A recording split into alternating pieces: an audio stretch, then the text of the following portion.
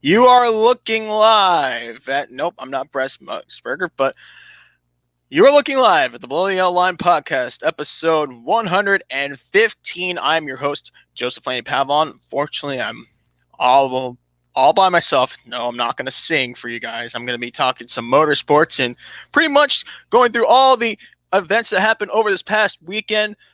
Just another great series of racing in Detroit for the IndyCar series. We're going to talk about some IndyCar in a few. NASCAR, of course, we're going to get in depth with the All-Star Race, the first time that the All-Star Race was held at Texas Motor Speedway, and how Kyle Larson ended up being a two-time winner in that event. Well, then, of course, transfer into sports car racing, your typical IMSA discussion, and the FIA World Endurance Championship, 8 hours of Portimão. We'll discuss the new series. How about the SRX making a debut into the racing scene? Pretty much, I'd say the definite sequel of what was then the International Race of Champions, IROC. We'll get started with the All-Star Race that happened at Charlotte Motor Speedway. Texas Motor Speedway. I caught myself. Justin didn't have to do that for me. Justin, wherever you are, please get to the podcast because I think I need a partner to do this with. But yeah, Kyle Larson, a two-time winner of the All-Star Race. How did he get it done? Well, it was interesting. He was pretty quiet for most of the race itself. We'll discuss everything that happened at Fort Worth yesterday. We'll start with, of course, the Open and how that transpired to get into the All-Star Race. It's cut and clear. NASCAR Cup Series winners from last year and this year get into the All-Star Race. Former winners of the All-Star Race get in. And then, of course, the rest of the field has to go in through what is called the All-Star Open event. And those races can be very exciting to watch as there's nothing on the line. No points, nothing, just the dash for cash. And I'm not going to rip off the name from the other the Xfinity series because they actually have something called the Dash for Cash, but it was a dash for $1 million yesterday.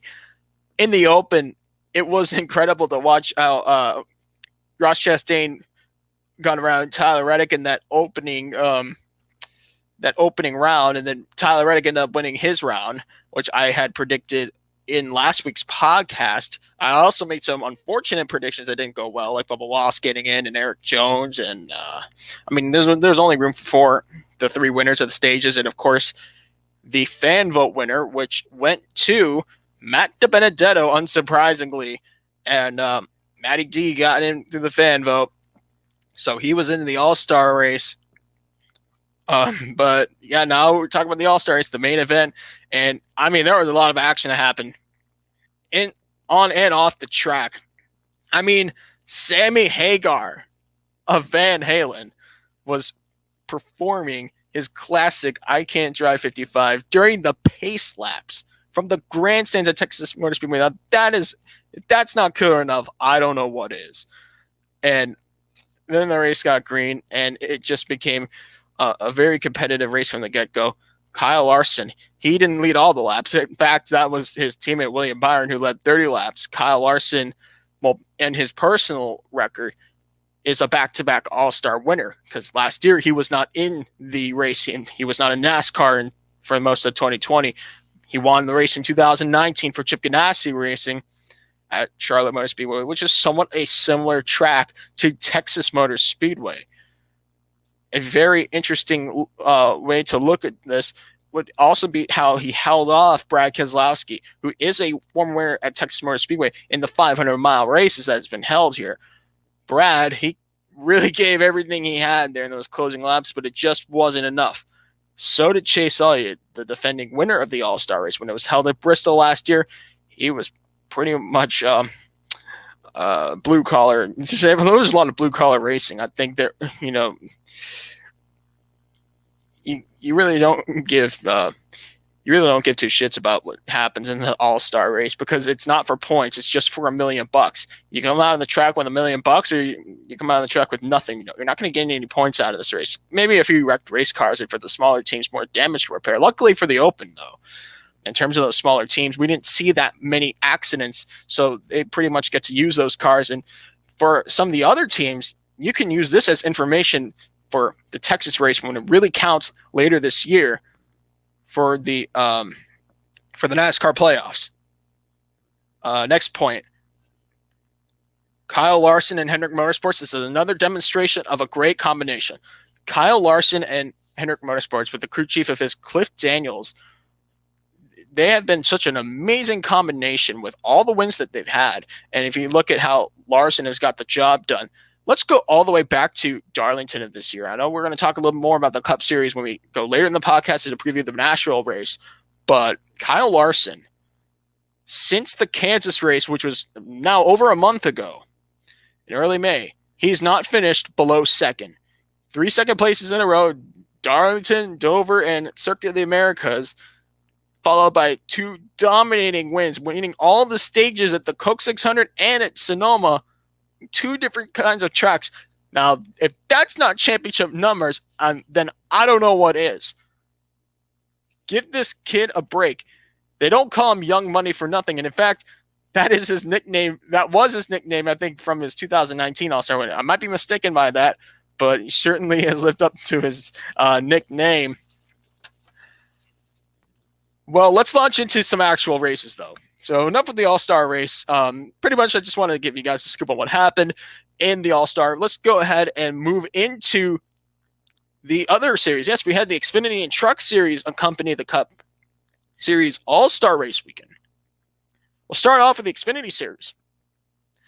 And when you see Kyle Busch and Texas Motor Speedway combine on an entry list for an Xfinity Series race, it usually turns out to be Kyle Busch in victory lane. And that's exactly what it was. Kyle Busch, who has picked up his 99th career win in the Xfinity Series. He still pledges to retire after getting that 100th win from the NASCAR's second-tier professional racing level. Kyle Busch, he led 94 laps after winning Stage 2, started 14th, and honestly, it looked like he was starting from the pole just moments when the race got green, because he usually gets to the front so fast. Kyle's 99th career win, and I believe I have to double-check the entry list. In fact, I have it on my phone right now. I'll take a look and tell you guys if Kyle Busch will be competing for his 100th win in the Xfinity Series. Yes, he will. He can score win number 100 this weekend at the Nashville Superspeedway. And we'll discuss that a little bit later when we talk about the race previews and all that. But Kyle Busch is out there for one reason and one reason only: to get that win, to get that 100th win, and become the first driver in NASCAR's other 2 professional tier series to score a centennial number of wins. That is something I would never have thought. I mean, I knew it was always going to be possible as a race fan, because I was there when I remember the dawn of Kyle Busch's Cup Series career in 2005. I was pretty much starting out as a full-time NASCAR fan back then. But, I wasn't there for all of his Busch Series wins. And he got his first win like in one of the last years before I started watching NASCAR Committed, which was in 2005. So I had not, thought like it would be a case of, plus I was very little, but to be fair. But in 2011, let's go back 10 years ago. So I'm still a kid. Yeah, I'm not a teenager yet, but yeah, 2011, about 12, 13. And okay, Kyle got his 50th win. He just passed Mark Martin in the Xfinity Series win count. Then it was known as the Nationwide Series. I knew that Kyle Busch could reach 100 if he kept going the way he did.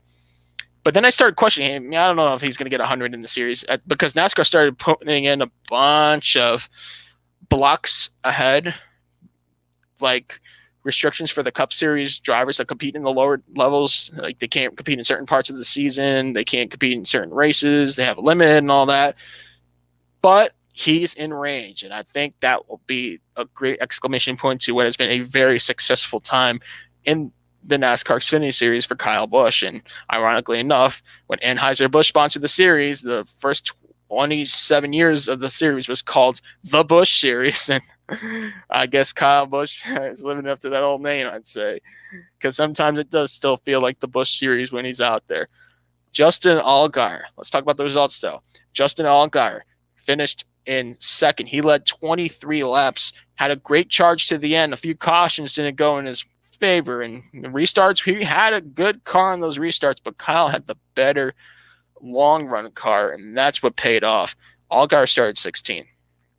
Third place, Austin Cindric, the Stage 1 winner, led 14 laps and started fourth. Cindric, who won this race last year, he didn't win it physically, but after post-race tech, he was given the win. Cindric has done a very good job this year, and it's just another demonstration of how and why this driver is capable of winning a second straight title, going back to back, something that was done actually 2 years ago by Tyler Reddick. And previously beforehand, Ricky Stenhouse Jr., to name an example. Dale Earnhardt Jr. did that. I think I'm probably missing a name. I think Randy LaJoie did that too, but let's not go there right now. Daniel Hemrick, what is he going to do to get that first win? Daniel Hemrick led 13 laps. He started third, finished fourth, one spot in front of his Joe Gibbs Racing teammate, Brandon Jones. A good turnaround race for Brandon Jones. He led 16 laps and started third, but a top 5 won't do you bad, especially if you need to recover in the season. Sixth place, AJ Allmendinger, who was given first place from the metric system qualifying format. AJ led 8 laps into the race. Noah Gragson, who needed just to complete all the laps and have some sort of salvageable moment in the season, he started 30th and brought it home to a 7th place finish. Probably never been more satisfying than it was Saturday. Brett Moffitt started mid-pack. He finished 8th. Justin Haley, who led 1 lap and started 2nd beside his colleague racing teammate, finished 9th.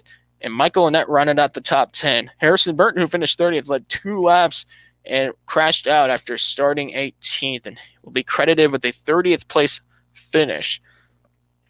So, yeah, nonetheless, there was your results, and we're going to take a look at the point standings now. Austin Cindric has finally put 100 points over everybody else in the gap for the Xfinity Series Championship. Cindric has 108 points over AJ Allmendinger. So Cindric has 610. Allmendinger has 502. That's 108 the difference. Daniel Hemrick is third with 488 points. Fourth place, Harrison Burton with 453 points. Fifth place, Justin Allgaier with 439 points.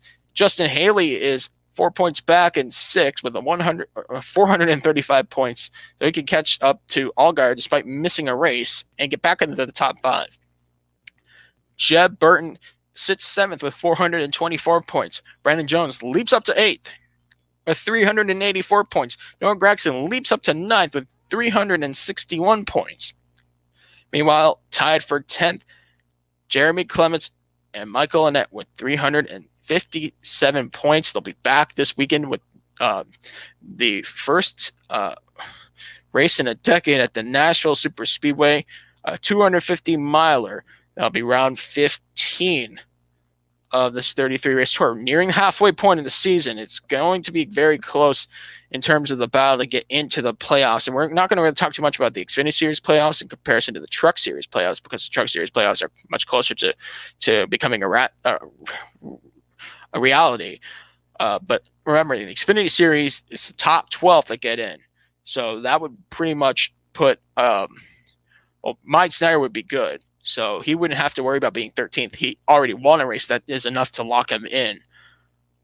Brandon Brown would have to worry about Riley Herbst. Now, Brandon Brown would pretty much be 12th in that situation. 333 points. Now, ignoring Mike Snyder, Riley Herbst would be in there, or would be the outside looking in with 306 points. So when you look at it right now, actually, I'll tell you the amount of races we have till the playoffs. So obviously that race was round 15. We have to get to round 26. So still got a long way to go, actually. I would take that back. We aren't as close to the Xfinity Series playoffs. Nowhere near as close than we are in the Truck Series playoffs. We're going to talk about some trucks in a moment here. Let's do that. So the Truck Series were the first of NASCAR to get going at the Texas Motor Speedway on Saturday afternoon. And it was, once again, Hunter Nemechek getting the job done. Another brilliant performance for Hunter Nemechek. And this is pretty much the end of the first half of the 2021 season. This is a 22-race schedule, and this was round 11. John Hunter Nemechek picked up his 4th win of the year, 2nd in a row, and his 10th career win at Texas Motor Speedway, driving for Kyle Busch Motorsports. The veteran who won Stage 1 led a total of 64 laps, and he was put first on the grid. So very, very well put together performance by John Hunter Nemechek, who ironically made his Cup Series debut at this track on an emergency basis. So and I remember that race. It's 2019.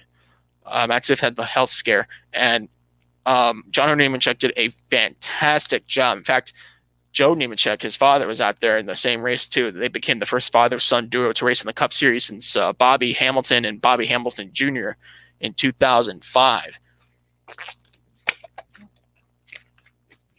Let me stop myself from going on a tangent here about that. About statistics, I love statistics, but let's get back to the Truck Series here. John Hunter Nemechek did a fantastic job, and I think he's going to be the driver to beat in this championship. We'll have to see. There's a lot of racing left in the playoffs, more than there will be in the regular season, and time is ticking for some of these guys. In fact, this race, after this race, we have 4 races, and then the playoffs start. So if you haven't put up yet, I guess it's just time to shut up and watch everybody else compete for a championship while you're going to have to settle for 11th or 12th in points, not in the playoffs. Remember, 10 drivers in the playoffs chase. No longer, it was 8 after 2019. It moved up to 10. And honestly, I believe, if anything, the Xfinity Series should reduce the amount of drivers in the playoffs compared to the trucks, because there's so many competitors. I think the Truck Series would do just fine at 12, but that's just me.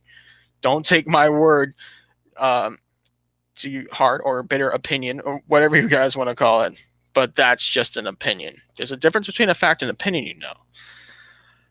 So let's talk about the race, though. John Hunter Nemechek, he was out there pretty much just blowing the competition away, but it wasn't that easy. He had to fight off a bad pit stop and recover, and had to get around some faster trucks such as Chase Elliott, and even at one point Zane Smith somehow came to life. And we saw different strategies in that race, which really made it an interesting tale of events. Chase Elliott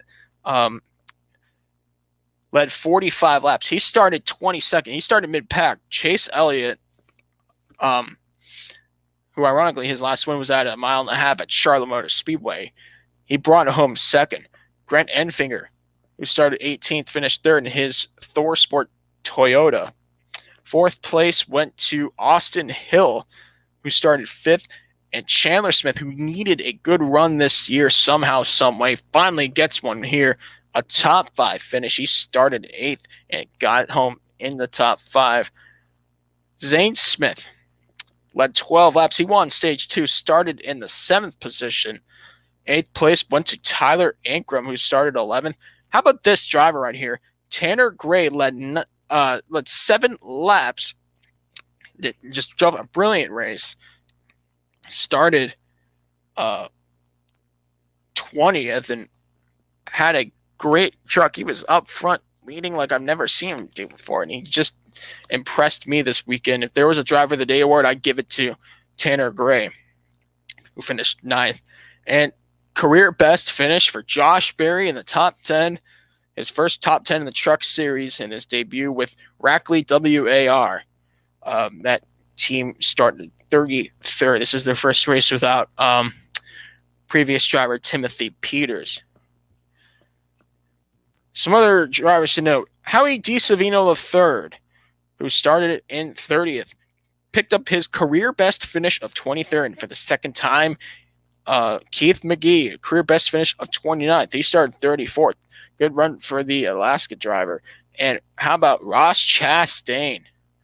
He originally was going to cross the line in 3rd. He led 5 laps, starting 21st.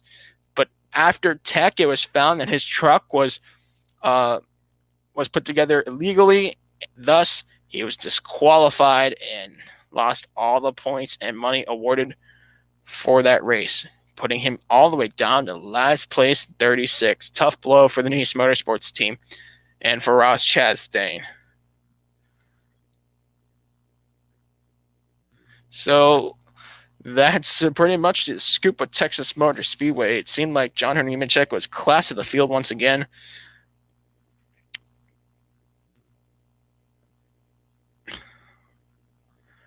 Let's take a look at the standings.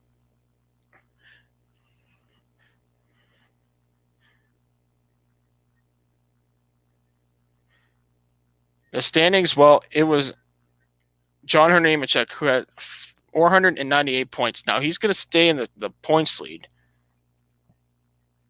Hunter Nemechek, 78-point difference over Ben Rhodes. And this is where we're going to have to see these guys. They might start clinching into the playoffs early, whether they win a race or not. I mean, first of all, you have to win a race to be in the top 30 to get in. But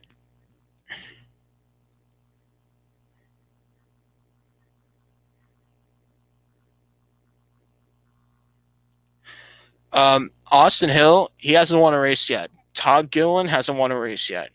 Or he has won. I'm sorry. Zane Smith.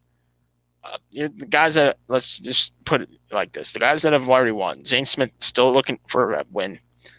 Pretty much highest win, the lowest win, and pretty much anyone beneath them. Let me just put it like this. Hunter Nemechek would be first in the playoff grade. Ben Rhodes would be second, based off premise of win count. Then Todd Gilliland third. Actually, Sheldon Creed. No, Todd Gilliland would be third, Sheldon Creed fourth. That would leave Austin Hill, Zane Smith. If NASCAR approves him, Grant Enfinger, which they currently have not, I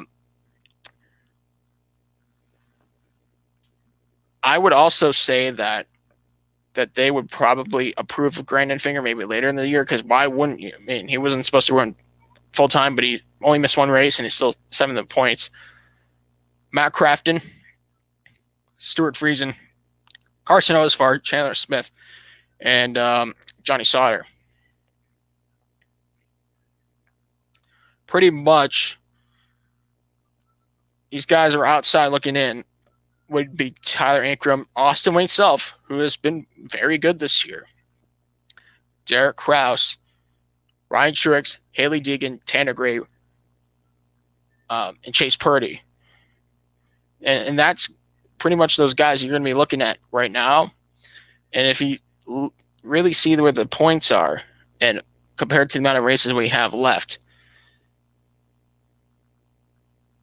all you have is Nashville Superspeedway, Pocono Raceway, Knoxville Raceway, Watkins Glen International.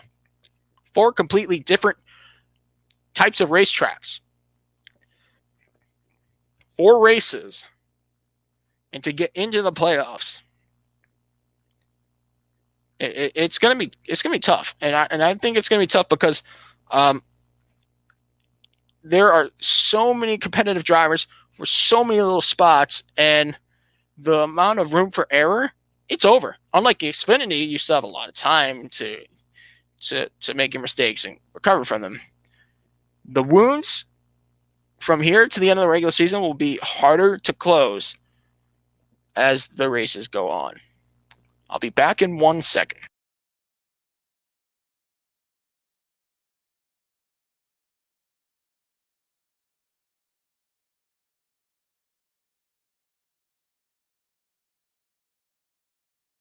Yes, sorry, I had to turn on the light in the background. I knew something was off while I'm here. The room for error is slimmer than it will be ever, like in the Truck Series. And no, cannot promise that my face will be on the camera. I would like to have it on, but I can't just blend it in the background because I'm just me. There's nobody else except for me. Danny and Justin, I guess, decided that today's the day where, I don't know, they go ahead and start skipping stones or going out for ice cream, but hey, bring some home for me. I like ice cream. Okay, let's talk about the next few races, though, because it's important that we discuss the Truck Series a little more with the amount of races that are left till the NASCAR playoffs. And the drivers that I think might be a factor in this, and you say, hey, okay, Joe, who's going to be in this fight? Who's going to be this title fight that is not in the playoffs and he's outside the top 10? I'm going to give you guys 3 drivers you should be looking at. driver number 1. And everybody seems to be skeptical every time I talk about this driver. He's a veteran in the series. He's a clear-cut veteran, probably more experienced, started professional driving. Some of these drivers before they were born that he's competing against. That's Johnny Sauter. Johnny Sauter has some good tracks. I think Nashville Superspeedway is a great place for Johnny Sauter. The next race, in fact, that he could get an opportunity to win this thing. And if you look at his numbers this year, Johnny Sauter has been in the top 5 twice. At Atlanta and at Richmond. Those are tracks that he is probably racing more laps than any of these guys have been racing the Truck Series for. And I think that's a good sign that we might see Johnny Sauter succeed at Nashville Superspeedway. And this track is made of concrete. That's a different kind of surface than your usual track, and it says a lot. Also, I think he has a lot of experience of poking on all kinds of vehicles, so that gives me another reason why I shouldn't deny his chances or thoughts of him being in there. And he's not retiring anytime soon. I don't think that you guys are gonna stop talking about that Johnny Sauter retiring. Come on, he knows how to get it done. Proves people wrong all the time. What about Knoxville? Now, I can't say much about Johnny Sauter on dirt. I haven't seen much. I haven't seen anything stand up from him in the races that were held in El Zora and at the Bristol Dirt Race this year. And at Watkins Glen, of course, nobody in the Truck Series grid has competed in a Truck Series race at Watkins Glen that is going to compete for the championship, as that track has been absent for 21 years. But I think Johnny Sauter might be one of the best drivers to shine. Let me throw in another driver here that will definitely turn some heads. Tyler Ankrum. Tyler Ankrum will make the playoffs because, A, he had a very bad start to the season. Tyler Ankrum did not score a top 15 until round 6 when he finished 3rd at Richmond. He only scored 3 top 10s, mind you.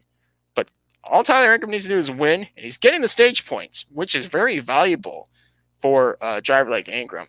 But he's got a big problem in completing races, and it's just a very shaky start to the season. It could be unrecoverable. And certainly that's a massive blow, because there's hardly any. One bad race for Tyler Ankrum, it could be over for him. And then let's try to discuss a driver that I think could very well impress. I think this driver could probably win a race. Definitely in these next few events. I'm going to say Hailie Deegan. And a lot of people are going to question why Hailie Deegan. Well, obviously,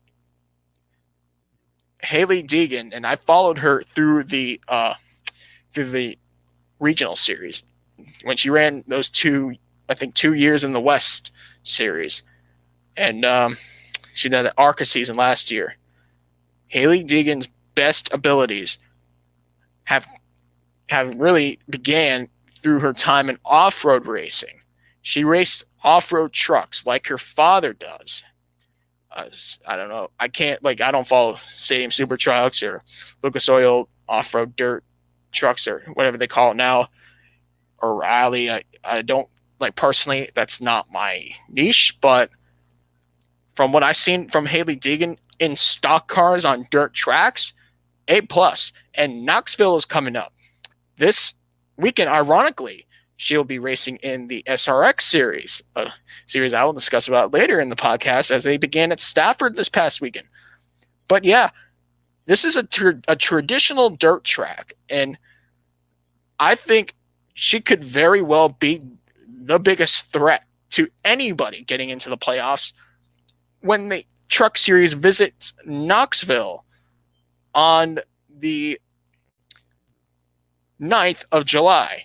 That's less than a month from now, and she's already going to get her feet wet at the track this weekend with SRX, the series Tony Stewart and Ray Evernham own. So there you go. And a lot of people are, have been on the Hailie Deegan bandwagon. I try to not be on that bandwagon. I try to look at Hailie Deegan in comparison to all the other drivers. But this could be her best bet. But that doesn't mean you should look away from a driver like Ryan Truex. Ryan Truex's best finish in the Truck Series was a second-place run when he drove for Shigeaki Hattori. Now, they weren't in championship threat mode yet. That was a year later with Brett Moffitt, 2018. But in 2017, Ryan Truex was also close to getting that win at Pocono. Pocono is 2 races from now. Let's keep tabs on him. It would be a special win nonetheless, as he never won a race in NASCAR's top 3 divisions despite his good driving. Well, that's it for the trucks. We will discuss a little bit more on what to expect at Nashville Superspeedway this upcoming weekend. And with that, let's trade in our gear sticks for our paddle shifts and talk some open wheel racing. The IndyCar Series back in Detroit.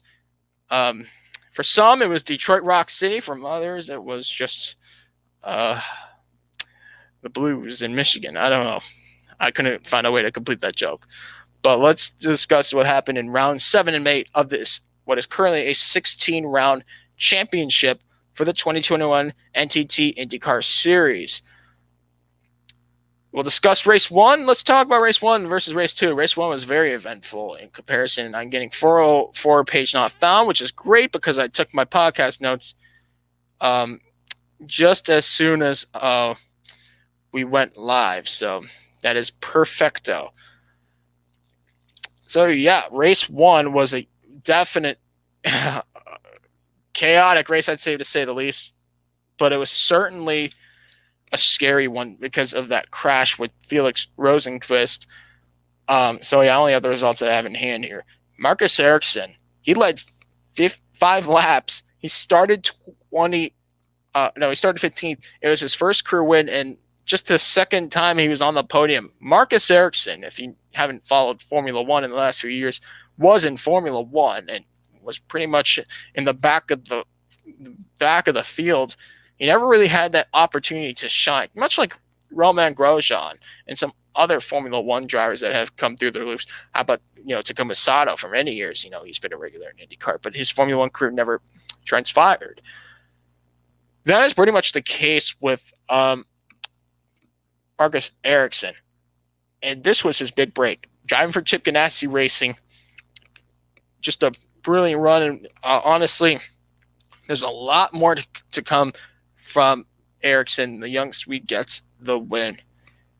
Rinus VeeKay, who started 12th, picked up his 3rd career podium. A great run for the young Dutchman. And I think there's a lot more left for Rinus VeeKay. He's such a young, hot prodigy. This guy can wheel a race car. We saw how he won that race in the Indy Grand Prix. We seen how he drove at Detroit and pretty much all season long. Rinus VeeKay has been rocking the road courses. 3rd place, Patricio O'Ward, who led 3 laps. His 3rd career pole, he started on pole in Saturday morning qualifying for race 1, and his 7th career podium. So it seems like the youth of IndyCar has shined in this past weekend. We saw the veterans take a hold of the Indianapolis 500. We've seen the veterans shine at Texas Motor Speedway. But this time around in Detroit, it was all the future stars of IndyCar showing the world why they belong. 4th place, Takuma Sato. He started way back in 16th. Great run for him, as was Graham Rahal, who used a unique strategy with his family-owned team to get himself into the top 5. Rahal led 4 laps. He started all the way back in 20th. Now that says a lot. 6th place, how about Santino Ferrucci, who had an eventful weekend, started all the way back in 21st, brought it home in a 6th. Alexander Rossi led 2 laps. He started 2nd, finished 7th. Rossi still has a lot of work to do if he wants to be part of this IndyCar title hunt. Scott Dixon led 16 laps and started 11th. He finished 8th. In 9th place, Ed Jones, who led 2 laps, started 4th, finished 9th. And Joseph Newgarden picked up the fastest lap and started 5th. He finished in the top 10. For the third time in his career, Dalton Kellett gets a career best finish of 18th. He started 24th in what was somewhat of a home race to Dalton Kellett, as he grew up in Ontario. In fact, Detroit was one of his first racetracks as a development driver, as stated in an interview a few years back. Will Power. Now, this is. I wanted to not talk about Will Power, but now I want to talk about him. We'll discuss Power in a minute here. Romain Grosjean led one lap. He's had a great qualifying run at third, retired, finished 23rd and in 20th. We got to talk about Will Power here. Will Power picked up the 2 bonus points for leading the most laps. He led 37 of them. Started 7th. And what happened under that red flag? Well, the red flag came out so that IndyCar could allow a green flag finish rather than finish behind the safety car. Will Power, who was leading at the time, had pretty much an insured win, was leading in front of the grid, and guess what?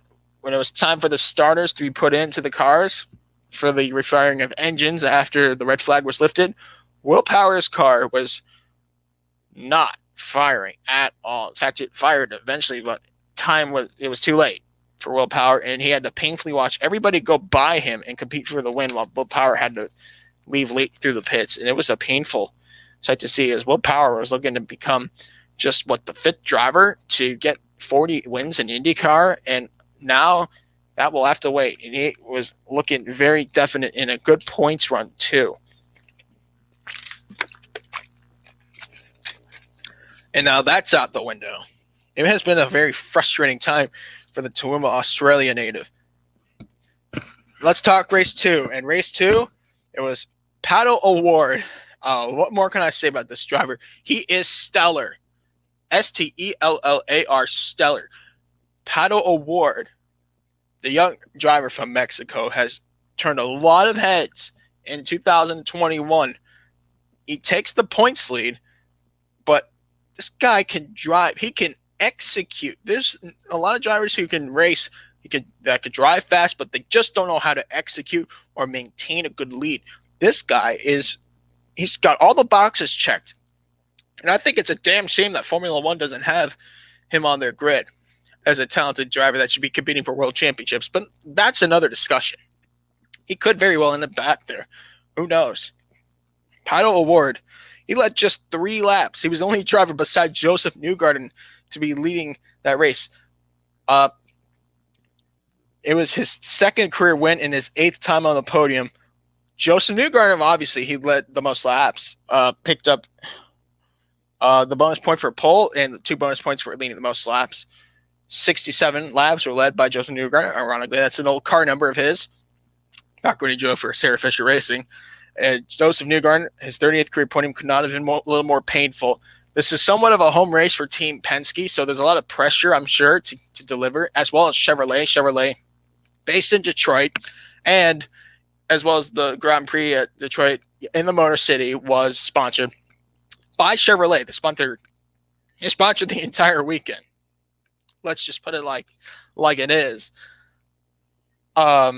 But yeah, it's somewhat of a home race for Team Penske too, because Roger Penske, he grew up pretty much in that area. In the end, a late race full course caution came out when Jimmy Johnson spun and couldn't get the car fired. And just a handful of laps to go, Patricio O'Ward saved his tires. And what did he do? Well, Patricio just knocked it out of the ballpark, passed everybody, and goodbye. He gained a 6-second lead in the final 2 laps over Joseph Newgarden. Once he got by Newgarden, it was over. And that tells me a lot about how talented he is. And he has a 1-point lead over Alex Palou going into this next race, which is actually coming up this weekend at Road America. So definitely keep tabs on the IndyCar series. If you're watching casually, like a lot of you are, which unfortunately a lot of you guys don't admit it, but let's face it, you are a casual IndyCar viewer. If you plan to watch after the 500, then welcome to the boat. Go have a seat somewhere where you can find it. But yeah, for the rest of you guys that are watching IndyCar as loyal as I am, keep an eye on Patricio O'Ward and also keep an eye on Alex Palou. We're going to talk about Alex Palou. He had a very bad race one. It just wasn't at all up to par with the rest of the field. They got some information learned from race one, what to do, what to correct, and they certainly corrected it in race two because Alex Palou got on the podium for the 5th time of his career, and he started 4th. He had a great qualifying run. Palou finished 3rd, which means there'll be a 1-point difference between Patricio O'Ward and Alex Palou for the championship lead. I will get into that in a few moments, but let's continue on with the race results while we're at it. 4th place, Colton Herta was so close to getting a podium, but he does get the fastest lap, and Herta started up in 2nd. He's a force to be reckoned with for sure. If he has a good stretch of races coming up, better watch out. 5th place, once again, Graham Rahal, just like race 1. 6th place, Will Power. Somewhat a good way to make up for what happened on Saturday, but it can never be repairable. And it's a situation like that. It's just, I don't even wish it on my least favorite driver. It's just something that happens you can't control. 7th place, Scott Dixon. Scott Dixon started 6th. He's now going to have to catch up for sure in the points. 8th place, Simon Pagenaud started 10th. Marcus Ericsson, the race 1 winner at Detroit, finished 9th in race 2. And Santino Ferrucci, I want to talk about Santino for a moment. Santino Ferrucci started 12th. He finished 10th. What happened to Santino Ferrucci, you might ask? Well, he destroyed his car in the final qualifying session before race 2 on Sunday. There were just a handful of hours to spare between repairing the car and time of the race, when the race started. So basically, they only had 2.5 hours at most to put together a sustainable race car, and thus the team did, and we were able to put Santino Ferrucci on the grid, which I find very, very impressive, to say the least. The Rahal Larman Lanigan team had a busy weekend, but it all paid off for them. So, what do the championship standings look like after race 2 at Detroit? Patricio O'Ward, 1 point lead. He's got 299 points. Alex Palou sits second, -1, with 298 points. 3rd place, Scott Dixon, 263 points. Joseph Newgarden is 4th at 248 points, -51 for Newgarden, -36 for Dixon, -1 for Palou. That's your top 4. And then 5th place, 5th and 6th are tied. Rinus VK and Simon Pagenaud, -56, 243 points scored. 7th place, Marcus Ericsson. Ericsson has 211 points, -88. 8th place, Graham Rahal, second generation driver, with 209 points, -90. 9th place, Colton Herta. He really dropped after race 1, -97, 202 points. 10th place, Kumasato, 181 points, -118. So, who really got hurt in this? Will Power. I say Will Power because he went all the way down to 11th in the championship standings.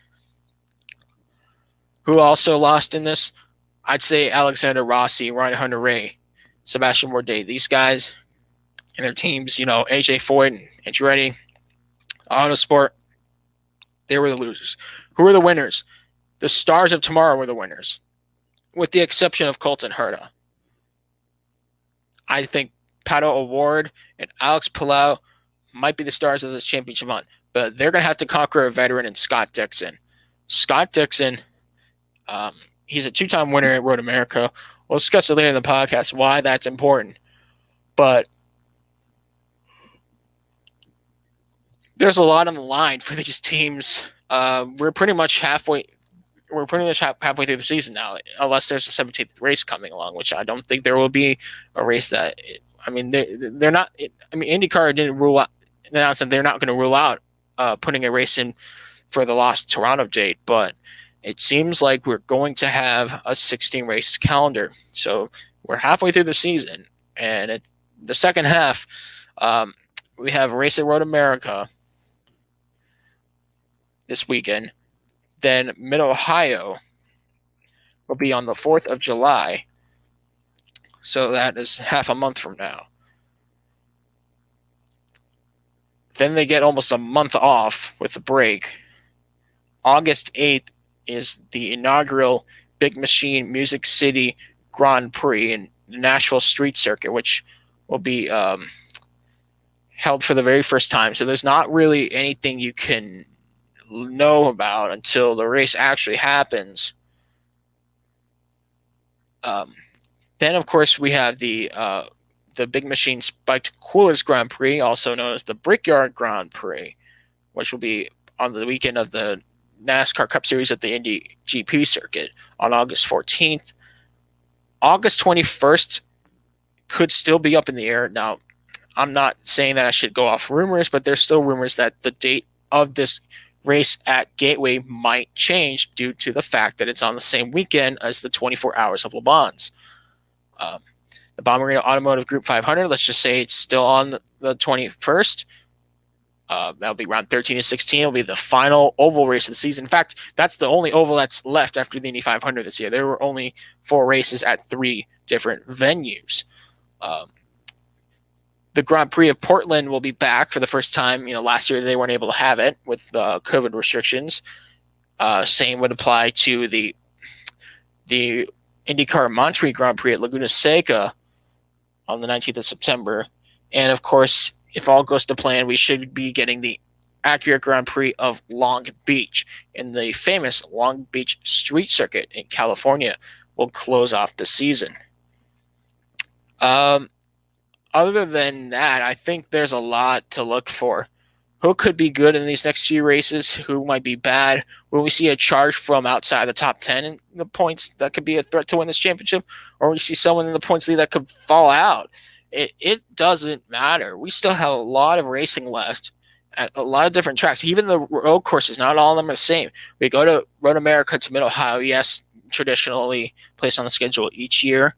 Sure, we might get our Dixons and Powers.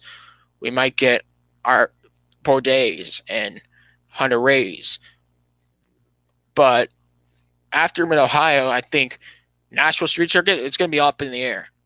It could be anybody's race. It's a new circuit. We don't know what's up, but we can learn from the street circuits by taking a look at what happened at St. Petersburg, taking a look at what happened at Detroit. So take it what it is. I mean, could see Herta back in victory. Or we might find Will Power up to formation. He's good at these street circuits. What about some of the other races? The Indy Road Course? Could Rinus VeeKay be the first driver to sweep at the Indy Grand Prix circuit in a season? That could be interesting. Then Gateway might roll around.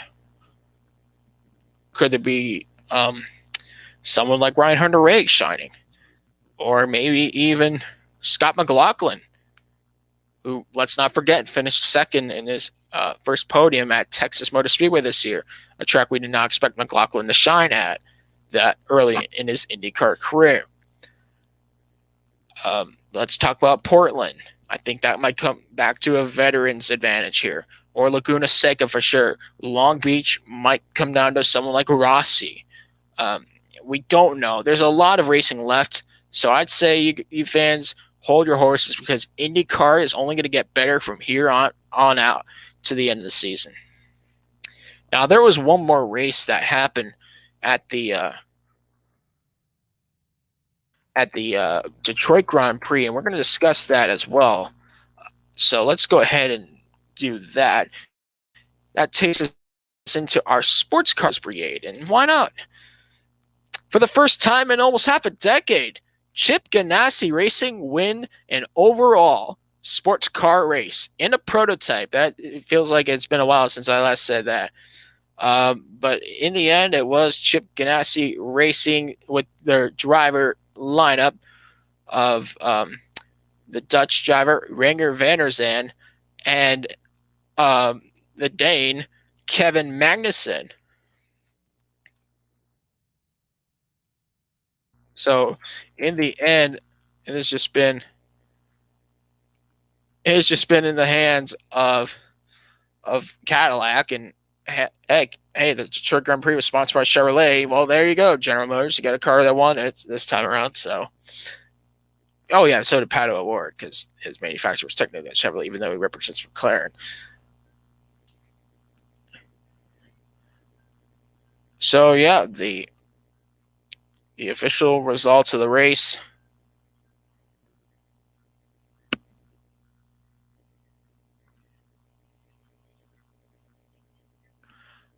Well, let's take a look at the results, though.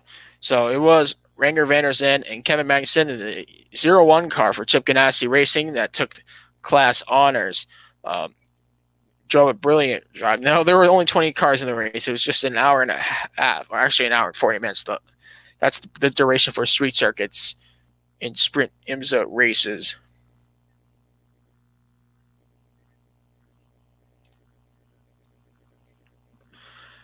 Second place was a charge from the 31 team, another Cadillac. So two Cadillacs from two different operations.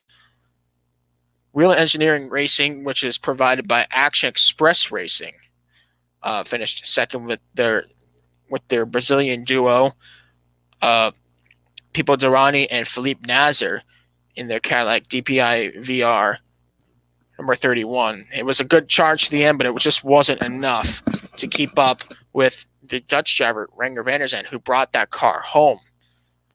Third place went to the number 10 Wayne Taylor Racing Konica Minolta Acura ARX 05 with the drivers Ricky Taylor and Philippe Albuquerque. Brilliant job on their part. Fourth place, just outside the podium, was Mazda Multimatic Motorsports with Harry Tinknell, Ollie Jarvis. A good run. I'm sure they probably wanted to do better at what was their second home race, as they're based in Markham, Ontario. Obviously, that would have been Mosport as their home race, but IMSA had to take that race off the schedule for this year. And of course, this was this is the last year for Mazda as a factory supporting group in DPI. They planned originally to run LMDH, the new convergence class between hypercars and DPIs that begin in 2023, but those plans folded. So this is pretty much the last year racing in professional sports cars for the foreseeable future. And what does that mean for Multimatic Motorsports? We don't know, but still an interesting outing. It shows that a lot of these guys have competition in their hands. Fifth place went to number 5, JDC Miller Motorsports Mustang Sampling Racing. Cadillac DPI with Loic Duval and Tristan Vautier, two French drivers in that car. That car obviously won this 12 hours of Sebring. The 10 car won the 24 hours of Daytona. Sixth place in class, the last DPI in the category, was the number 60 Meyershank Racing with Curb Akajanian Performance Group, Acura ARX 05, Olivier Pla and Dane Cameron. Well, the absent classes, of course, were LMP2 and LMP3, but we did have two GTLM Corvettes compete amongst each other in their category, and that was won by Corvette number 4, the Corvette Racing Chevrolet Corvette CAR, driven by Tommy Milner and Nick Tandy, taking the win.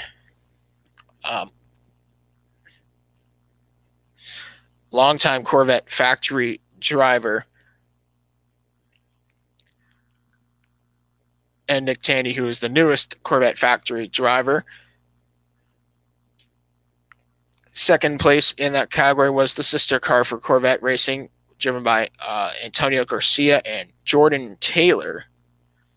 Jordan Taylor, who's been with Corvette Racing for a long time by now, and as is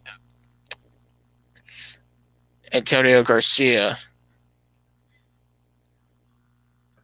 Let's take a look at the last class, which consists of the FIA Group GT3, GT Daytona.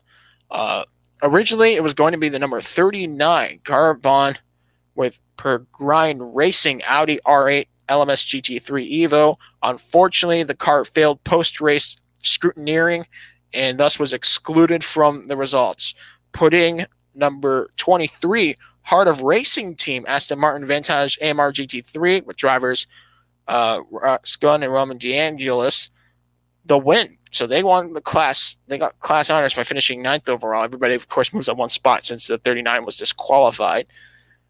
Second place would be the number 19 GRT Grasser Racing Team. Lamborghini Huracan GT3 Evo. Driving the race was Mikhail Mishagoikberg and Marco Mappelli, so factory Lamborghini drivers behind the wheel of that car, and GRT Grasser Racing teams just taking adventures around the globe, as they have always done. Third place in the class was number 66 Gradient Racing, Acura NSX GT3 Evo with Till Bescholsheimer and Mark Miller. So interesting names for sure. Usually this is what happens when you have a clash with the World Endurance Championship. You get a lot of new drivers having opportunities to shine, and thus they did. Fourth and fifth place were the two Vassar Sullivan Lexuses, the RCF GT3s, driven by the 14 car for this weekend. It was Aaron Tielitz and Jack Hawksworth, and the 12 car Townsend Bell, who was in for the COVID positive Zach Veach, and Frankie Montecalvo. So yeah, there you have it. And so yeah, they get a week off, and then they'll be back for the third of the four Endurance Cup rounds, round 5 of 12 of the season, which will be the return of the Watkins Glen 6 hours on the 27th of June. So definitely keep an eye out for that. It's going to be a very exciting race. I can't wait to see who's on the entry list for that event.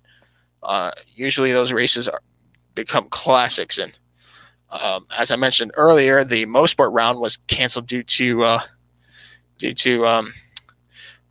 logistics problems going to and from Canada still. So that means Watkins Glen gets another race.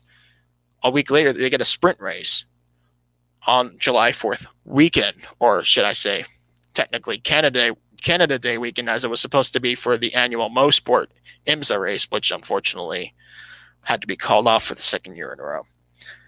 So yeah, there's your IMSA scoop. Now let's talk about something else that happened in the World Sports Cars. This was an interesting race for sure. The FIA World Endurance Championship for the second round of the season. The 2021 WEC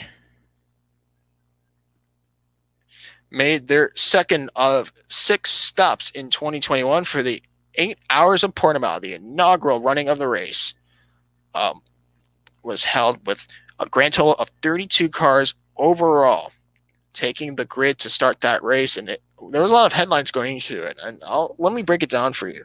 So first and foremost, we saw the first edition of the Glickenhaus Racing Hypercar, a car made from the ground up by car collector enthusiast James Glickenhaus, and they really had a good ambition just to put it together and all that, so he can compete for the overall win in 24 Hours of Le Mans. And mind you, an American team has not won the 24 Hours of Le Mans since South Florida's Champion Racing did it in 2005.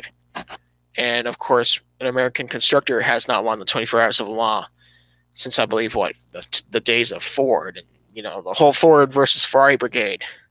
I'm sure you guys have probably seen the movie by now. Well, it didn't go so well for Glickenhaus, and we'll discuss why in a minute here. I'll break it down to all the on-track scenarios that happened. So yeah, the top three in the overall class. There were only 4 cars in the hypercar class that showed up, the LMH category, but the 3 of the 4 finished overall, so they swept the overall podium and class podium as well. All 3 of those cars finished in 300 laps flat. It was a competitive race for 8 hours. It really did come down to 1.8 seconds, and yeah, there were some team winners. You say what you want, but that's just how things were done on Sunday. Kazuki, Nakajima, Sébastien, Buemi, and Brendon Hartley, the Swiss, the Jap, and the Kiwi, put together a great performance in the Toyota GR010 hybrid with a 3.5-liter turbo V6 hybrid Toyota Gazoo racing engine that is put together oh so well, victorious in Portimão, Portugal. A brilliant, just a brilliant performance. The 7 car, though, they weren't that far. They weren't too bad either. I still question why they would consider doing the team orders on the whole situation, because it looked like they were. I was thinking that they would let the drivers handle it amongst themselves, but that wasn't meant to be the case. Mike Conway, Kamui Kobayashi, and Jose Maria Lopez, 3 world-class drivers. Are just, I'm still kind of question, why can't they just let the drivers do it together? You kind of need team orders to get to the end, but once you're at the end, why don't you just let the drivers do it? 3rd place went to the signature team Alpine Elf Matmut. This French constructor has been very impressive in the weekend. They started on pole, mind you, with a lap time of 30.364, and that was driven by Mathieu Vaxivière. Mathieu Vaxivière drove the start of the race, and he shared it with countrymate Nicolas Lapierre and Andre Negraro. They finished a minute behind, but they still managed to get on that lead lap and on the podium overall. So well done to Alpine. I think if they win the 24 Hours of Le Mans this year, oh boy, the city will be partying like it's 1999, or should I say 2009, because that was when Peugeot picked up for another French brand, won the 24 Hours of Le Mans. And that was just one of the most special moments that I can remember as a race fan, is watching those Peugeots line up in victory formation at the 24 Hours of Le Mans. And we know Peugeot, they're coming back, but imagine how cool that would be to see Alpine beat Peugeot in becoming the next French brand to win the 24 Hours of Le Mans. Just something to throw there. It would be a popular one for sure.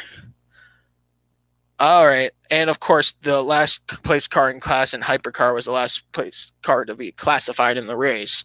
That was the number 709 Glickenhaus Racing, with drivers Ryan Briscoe, Romain Dumas, and Richard Westbrook. And they had mechanical problems in the way, which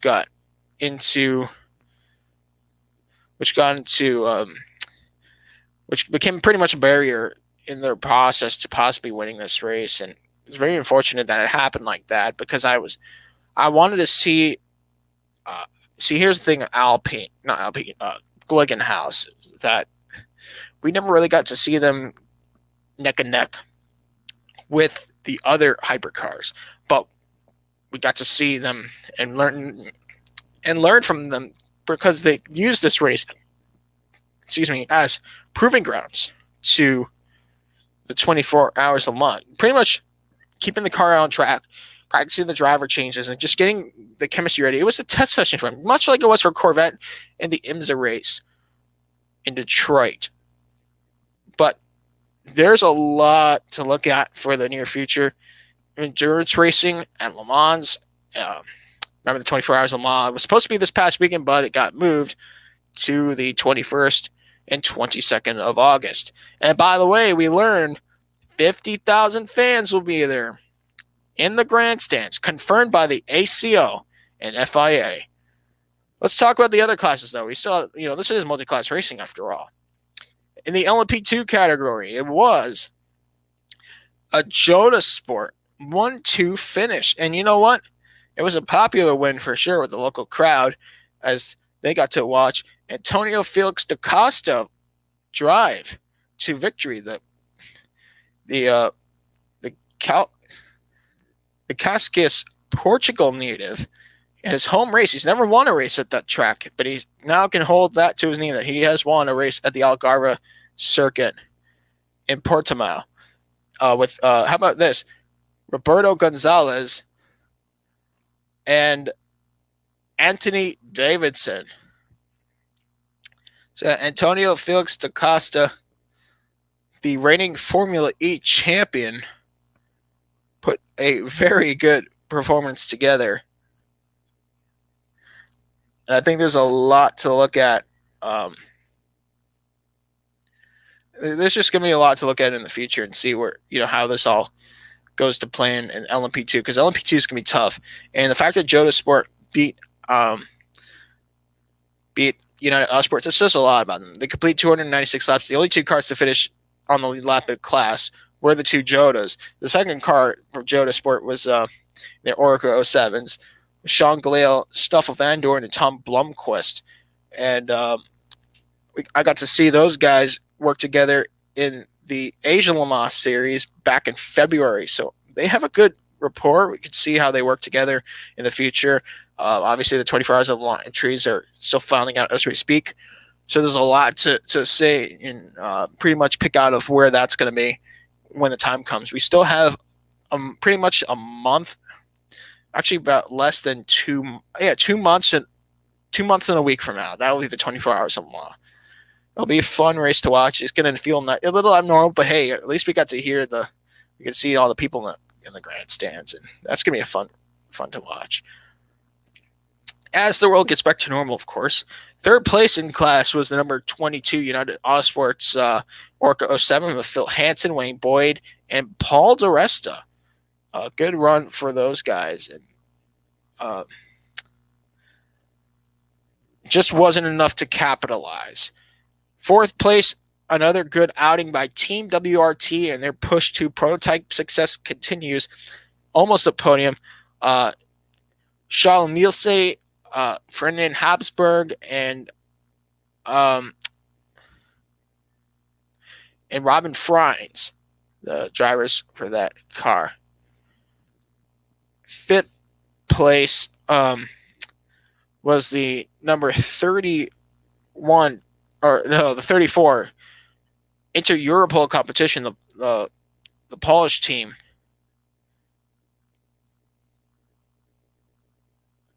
With Louis Delatraz, Jacob Smikowski, and Alex Brendon. I'm very surprised to see Louis Delatraz not in Team WRT because he drives for the European Le Mans Series. Maybe he's on a double contract. Because I know a lot of these teams let drivers go venture around in LMP2. But yeah, that was just something to consider. Sixth place in class with the number 1 Ricky Meal Racing Team Signatech program Orca 07 with Tati Calderon, Sofia Flores, and Bitsky Witzer. And 7th in LMP2, getting the Pro-Am honors for the race. LMP2 has a Pro-Am Cup, much like the European Le Mans Series. That went to the number 70, Real Team Racing, also known as TDS Racing, a Swiss-French team with Norman Nato, Matthias Beach, and Esteban Garcia in Orca 07. They completed 290 laps. They finished 10th overall. They beat out by 2 laps the number 21 Dragon Speed car, Orca 07, of Juan Pablo Montoya, Ben Hanley, and Henrik Hedman. So I think there's going to be a lot to look at here. It's going to be some good racing, I'd say. It's going to be awesome. Let's talk some GTs, though. There wasn't too many LMGT Pros out there as were for AMs, but LMGT Pro, all 4 cars finished within 2 laps apart, which means it was close. All 3 of them, the podium in the LMGT Pro, finished on the lead lap in class, 14th, 15th, 16th overall. Number 51, AF Corsa Ferrari. took the win, completing 279 laps with drivers Alessandro Pierre Guidi and James Collado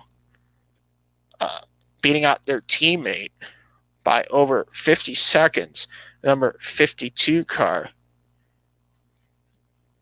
of course, a Ferrari, with Daniel Serra and Miguel Molina. So, yeah, good outing for those drivers. And I guess 2 is better than 3, it seemed, because you see Porsche's, the Porsche GT team, the factory Porsche team, finishing 3rd and 4th. They had 3 drivers per car. The Porsche that got on the podium was with Neil Johnny, number 92, Porsche 911 RSR 19, Kevin Estra, Neil Johnny, Michael Christensen. 2 of those drivers, by the way, were part of the Nürburgring 24-hour winning lineup, ironically. And, of course, the 91 Porsche, the only GT Pro not to be on the podium, Richard Leach, Frederick Makovicky, and Jamie Bruni. So there you have it with the GT Pro. Now over there to the GT AM class, it looked very interesting to say the least. This team Project One, they tried, but it was just not enough. And in the end, it was Sattler Racing, a team very closely related to AF Corsa, with the Ferrari 488 GTE Evo and drivers Giorgio Serna-Giotto, Roberto Lacorte, and Antonio Fiocco taking the class win, completing 274 laps in the category. Now, what if I told you that class had the most lead lap cars of all the classes? 274 laps complete. Now, second place was the number 56 car.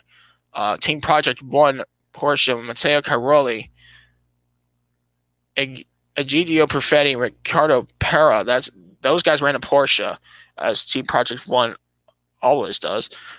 Third place was the 54 AF Corsa Ferrari, Thomas Flor, Francesco Castellucci, and Giancarlo Fisichella. Their Ferrari, they got the class podium, their final podium spot over there in GT AM. Fourth place in class was the number 98 Aston Martin Racing Aston Vantage Amar LMGTE. Paul Zalana, Augusto Farfetch, Marcos Gomez in fifth place in class. The last car on the lead lap in the category was the number 57 Kessel Racing Ferrari 488 GTE Evo, with the drivers Mikkel Jensen, Takeshi Kimura, and Scott Andrews. So, yeah, there you have it right there. Honestly, I mean, I think it's going to be very interesting to look at, because we don't know what to expect for the 24 Hours of Le Mans. It seems like these teams are just getting ready for the 24 Hours of Le Mans. This is round 3 of 6 in this World Championship. This World Endurance Championship has one more race in the first half of the season, the 6 Hours of Monza. That's the next race on the 18th of July. And then, of course, we have the 24 Hours of Le Mans. So there's one more race for the WEC guys to prefer. The 6 Hours on Monza, it's actually under the ELMS banner in recent memory. I think it was a 4-hour race last year.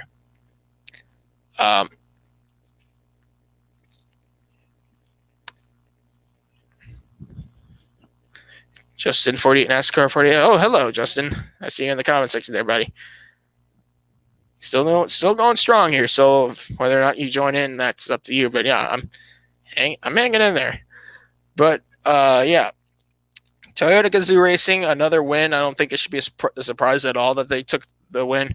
What was a surprise to me is that the fact they put some kind of team orders on the drivers in the closing laps, not letting Jose Maria Lopez and Sébastien Buemi battle it amongst themselves. Personally, I'm not a fan of that. Honestly, I think, yeah, I guess it is what it is. You want to see the cars come home clean. But then again, these are world-class drivers for a reason. And why don't you let them do what they do best, because you hired them? The world may never know. So that means the standings, the pair with Buemi, Hartley, and Nakajima have a 20-point lead over the pair of Conway, Kobayashi, and Lopez. a 1 point gap between second and third, though, from the 7 Toyota and the Alpine. So, yeah, there you have it for the overall drivers' titles. It should be very interesting.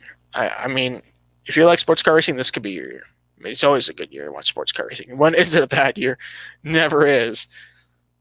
Let's move on and talk about what we saw in some of the other races that have happened over the race weekend.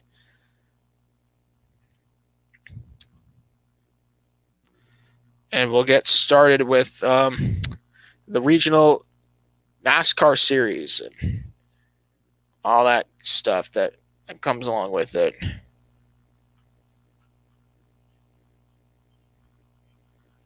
So the ARCA Menard Series had their race. Had a race at the Southern National Speedway, or Southern National Motorsports Park in Kenneally, North Carolina on Saturday.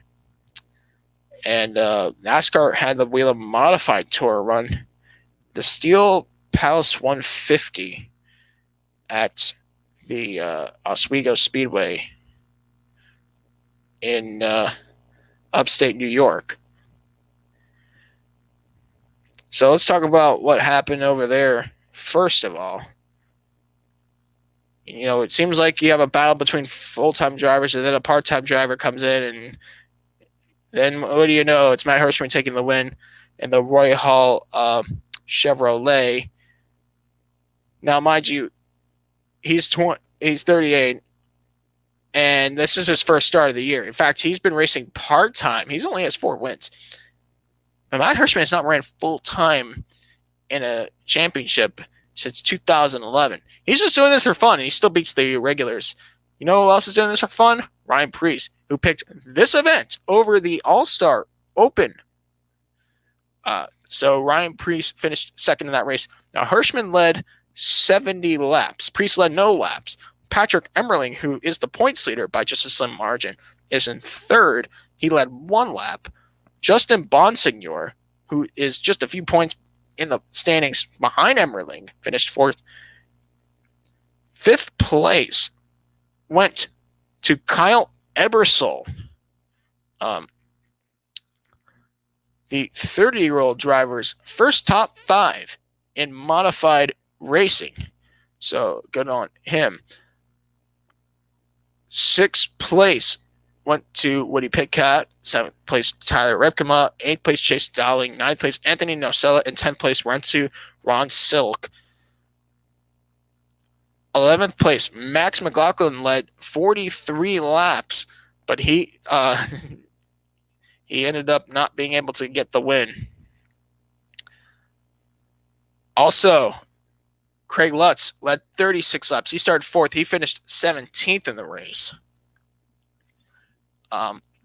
So yeah, there's your Whelen Modified Tour event at Oswego Speedway in Oswego, New York. Patrick Emmerling comes out of this with the points lead.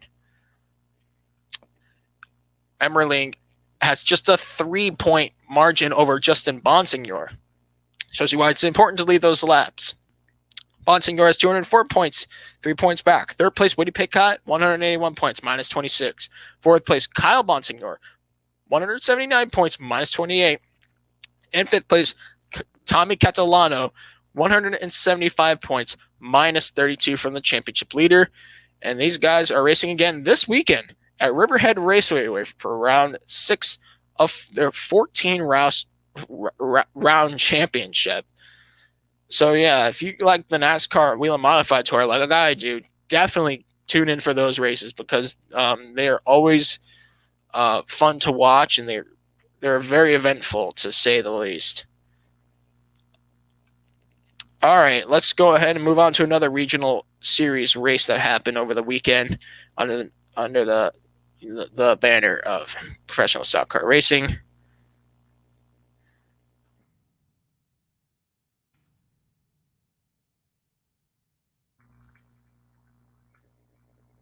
And that was the Southern National 200, won by Sammy Smith, the Joe Gibbs Racing protege, who has put together another dominating run.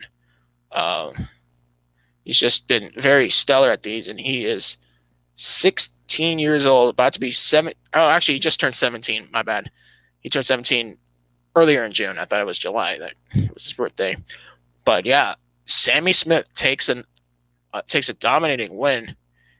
Sammy led a total, like Matt Hirschman did in the modified race, 70 laps to get the win. And actually, there were only 2 leaders in the race. Joey East, who drove the David Gilliland Racing Ford, finished second after starting 5th. How about Raja Karuth? Shout out to Raja Karuth, a career best finish of 3rd. Raja, if you're watching, you did a brilliant job, and we're all proud of you. Good friend of mine. By the way, only 2 cars finished on the lead lap. 200 laps for the top 2, 199 laps for 3rd, all the way down to 7th. Shows you how dominant it was for the top 2, especially for the driver who won by 6.7 seconds of Sammy Smith. Parker Retzlaff 4th. 5th place went to Justin S. Carroll. Daniel Dye finished 6th in the GMS Racing Chevrolet. 7th place, Mason Diaz. He did lead the most laps. He didn't win the race, but he ran into trouble and never recovered. Mason Diaz led 130 laps from the pole. Mason Mingus finished in 8th from one Mason to the other. 9th place went to Davey Callahan. How about that? Willie Mullins driver making his East Series debut. And 10th place went to Max Gutierrez, the driver from Mexico who won the opening round at New Smyrna Beach Speedway. That thrilling 3-wide finish, if you guys remember, back in February. Well, that's pretty much the way the first half of the first race and the second half went. Sammy Smith is the points leader. He has 279 points, a 30-point advantage over Mason Diaz. Mason Diaz with 249 points. He's minus 30. 3rd place, Joey East with 245 points. He sits in 3rd, minus 34 points. 4th place, Max Gutierrez, minus 37. And 5th place, Daniel Dye, minus 43 with 236 points. So there you have it. Their next race will be the Iowa 150 a month and 10 days from now, July 24th. For round 6 of 8. By the way, the remaining 3 races of the ARCA Menard Series East Championship will all be combination events with the main national ARCA Menard Series Tour.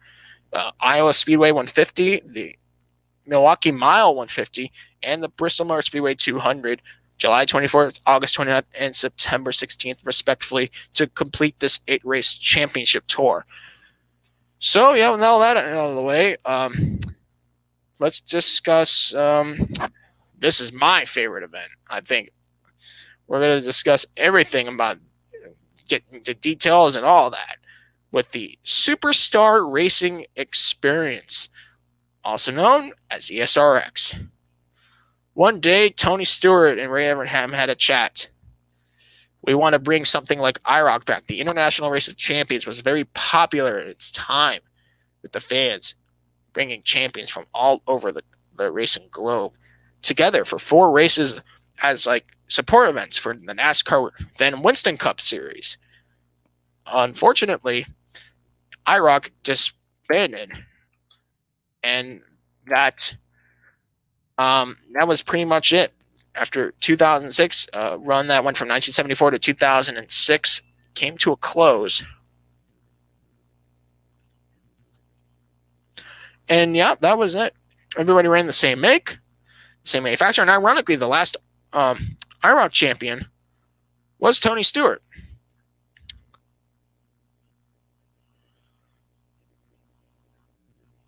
And Tony Stewart won the IROC championship, and he's a great race promoter, not just a race car driver, not just a race car owner, but he knows how to put it together. And that is something I really respect out of Tony Stewart, and especially Ray Evernham. Ray Evernham has the mindset of I mean, I honestly think he's the modern day Albert Einstein for motorsports. I mean, you could say that about Adrian Newey and some of these other great Formula One constructors.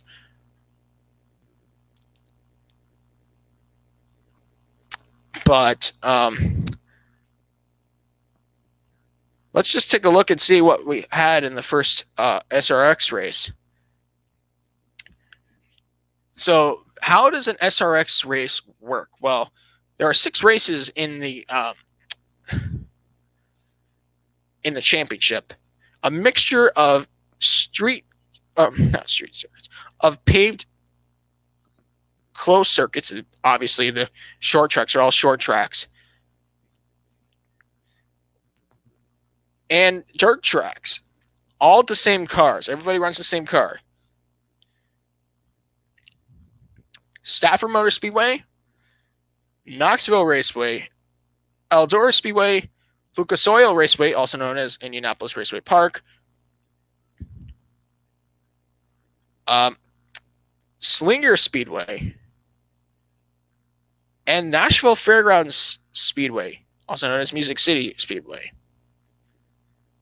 6 races and 12 drivers, 1 winner, with 2 heat races and a feature.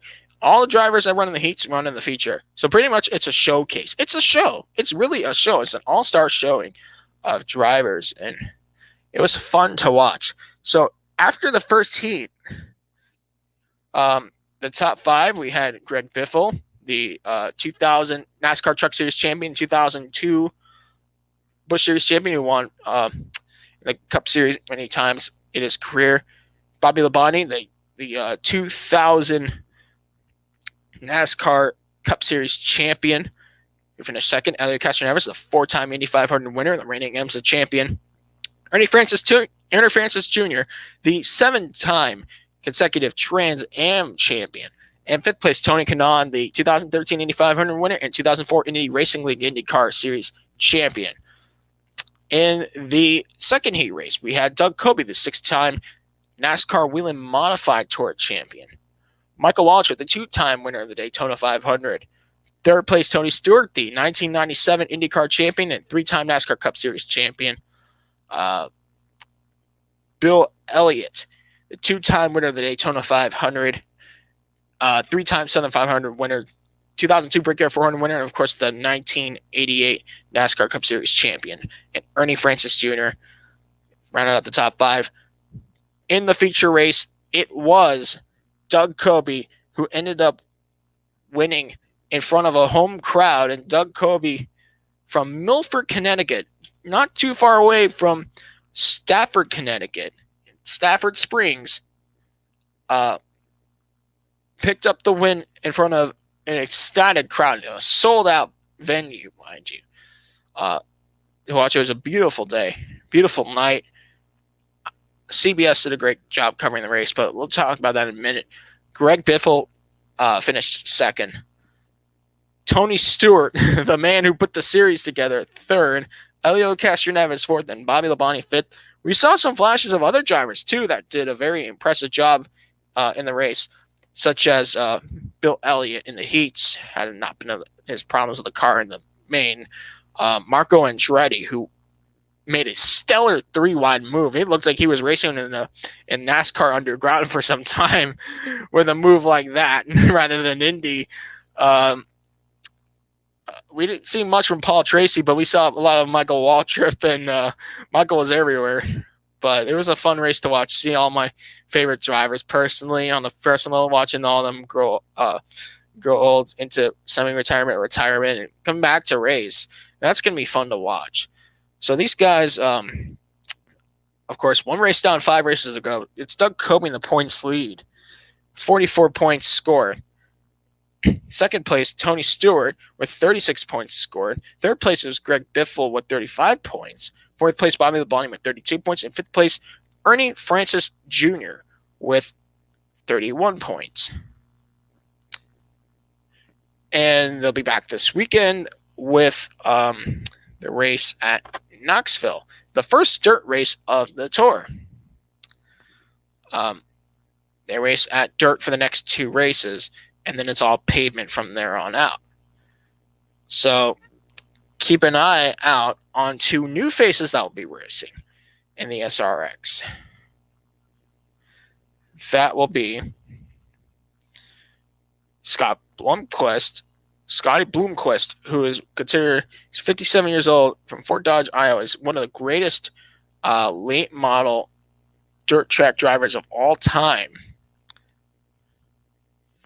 The man they call Voodoo Child knows how to get it done all the time on these dirt tracks. He's the guy that people hate for winning too much. Yeah, he's that guy. And Hailie Deegan, who will be brought in, a former off-road racer, daughter of Brian Deegan, a very successful off-road racer, X-Game medalist and all that. Hailie Deegan is making a name for himself in stock cars, as we know, in the NASCAR Truck Series, in ARCA, and of course in the West Series. One of her few wins she got over there was at the Las Vegas Motor Speedway dirt course. So does that mean something? I think so. Definitely keep an eye out on those 2. They'll be racing next weekend at Knoxville in the SRX. So yeah. Let's not forget Scott Speed, 3-time global rallycross champion and America's rallycross champion for 2019. He'll be there for the Eldora race. That will be actually in 2 weeks' time. So we get 3 weeks in a row. Actually, 4 weeks in a row. Oh yeah, they're all in a row, actually. These 6 races, the SRX. See, I got to do better research for myself. And you've been hearing Joe rambling this whole time. And I know I want to keep this podcast somewhat short because the Stanley Cup playoffs are going on. The game 1 between Carolina. Nope, I'm stupid. Montreal Canadiens. I was thinking Carolina. The 2 C's, the 2 C's. They sound the same. And of course, the Vegas Golden Knights. So yeah, game 1 is starting pretty soon between Montreal and Carolina. There I go with saying Carolina again. Montreal and Vegas. See, one of these days we're going to put World Hockey Media together. And you know what? Every time I think about it, I have to stop myself because I have to give myself a reality check that we're not there yet. Hey, maybe we can. I'll definitely keep tabs on it. Propose the idea. But, yeah, let's get back into World Racing Media, shall we? Because we do have some races coming up this weekend, and it's time to make predictions, and it's all me, all by myself. And I'm not going to sing because I don't want to get copyrighted. Yes, YouTube has gotten that extreme. This weekend, the Nashville Superspeedway will become the 3rd new track of the 2021 of the NASCAR Cup Series in year 2021. We already had the Bristol Dirt Race. We had Circuit of the Americas, the first new venue in 10 years. We have our 2nd new venue and our 3rd new track on the Cup Series Tour for year 2021. There's one more new track coming up later this year, and that, of course, is the Indianapolis Grand Prix circuit later this year. Yes, I did not mention Road America. They ran a race there in 1956. But yeah, a lot of people do consider Road America as a new track, as it's been ages since that last race was ran, and times have definitely changed since then. So the nature of the series has definitely switched around since then. But yeah, we're talking about Nashville Superspeedway. What is Nashville Superspeedway, and where is it? Because a lot of people think, oh, it's in Nashville, Tennessee. Like it's a big city. Not necessarily. Lebanon, Tennessee is 25 miles, and I'm reading this off Wikipedia, so don't get mad at me. 25 miles, which is 40 kilometers east of downtown Nashville, according to Wikipedia. So it's kind of in the metropolitan area. But Lebanon, Tennessee, so pretty much Nashville plus a little long drive that might, convince you to stop by for some McDonald's. Yeah, that's where you're going.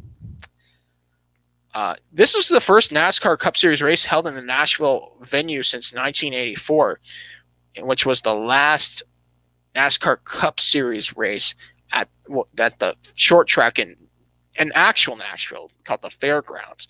The Nashville Superspeedway was proposed in 2000, or actually in late in the 90s, when we saw this boom of mile-and-a-half tracks. As the popularity in NASCAR grew, so was the demand for larger market venues to host Cup Series races.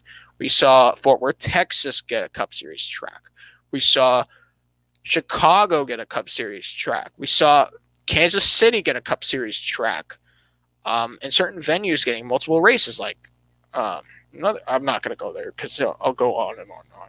But the point I'm trying to make is that around that time, the Nashville Superspeedway was being built, as was Kentucky Speedway in Sparta, Kentucky, which is a pretty big venue, like a market over there. So what I was going to say is that, yeah, the track in the Nashville Fairgrounds was taken off the Busch Series schedule, now known as Xfinity, after 2000. Then Nashville Superspeedway was added in 2001, as was Kentucky Speedway. And pretty much those tracks were kind of head-and-head rivals for placement in the possible Cup Series, in the possible feature of the NASCAR Cup Series. As we learned, that little battle was won by Kentucky Speedway. After 10 years, Kentucky Speedway went on the NASCAR Cup Series schedule, while Nashville Superspeedway lost both their NASCAR Xfinity, then Nationwide Series, and Camping World Truck Series dates. And we did not see any professional racing at the Nashville Superspeedway since. There was some IndyCar in between from the IRL, the Indy Racing League side of things, as they were still in the split for most of those years. But the point I'm trying to make here is that NASCAR took a risk, and so did Dover Motorsports LLC, by putting together this proposal to add grandstands to promote racing in Nashville.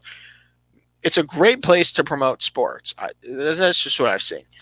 Let's take a look at another example of why that is.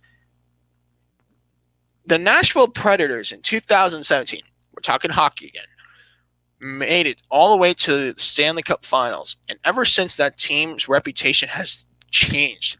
They are now known for one of the most aggressive and avid fan bases in all of hockey in the NHL. We've seen celebrity country music sensations singing the national anthem in regular season games and playoff games. And, you never know. There's always a surprise country artist that is famous in Music City that will sing the national anthem. And it's that kind of energy that Nashville brings. And let's not forget, they have an IndyCar race that's going to be held on a street circuit for the first time in Music City.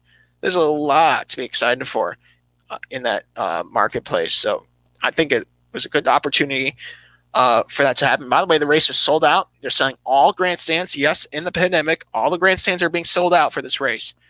Not one empty seat for this upcoming weekend.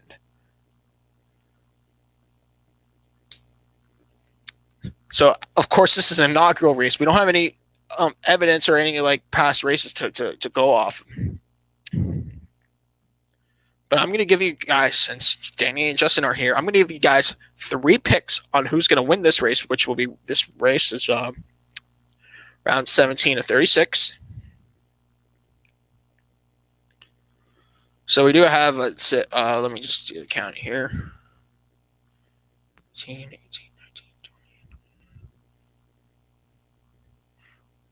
We have 10 more races left in the regular season. There you go. 10 races left in the regular season.